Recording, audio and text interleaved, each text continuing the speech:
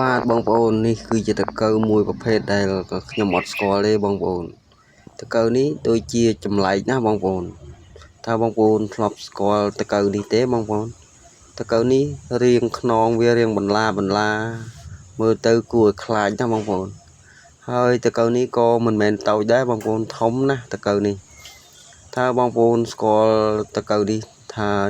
ជាតកៅអ្វីទេបងប្អូន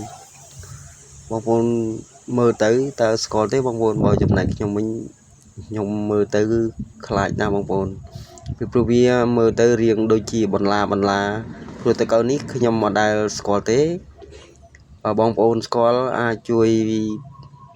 ប្រាប់ឈ្មោះផងបងប្អូនជួយខមមិនប្រាប់ឈ្មោះផងព្រោះខ្ញុំអត់ស្គាល់ទេហើយបងប្អូនឃើញដែរតកៅនេះរាងប្លែកណាស់បងប្អូនតកៅនេះប្រភេទតកៅយក្សបងប្អូនខ្លួនវារាងបន្លាអញ្ចឹងបានន័យថាតកៅនេះជាប្រភេទតកៅមួយចម្លែកទេបងប្អូន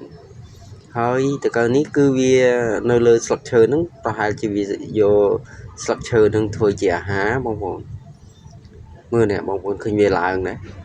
វាឡើងហ្នឹងគឺវាឡើងរកស៊ីស្លឹកឈើហ្នឹងបងប្អូនវាតោងវាអញ្ចឹងណាបងប្អូនតែខ្ញុំចម្លែកណាស់បងប្អូនតកៅនេះ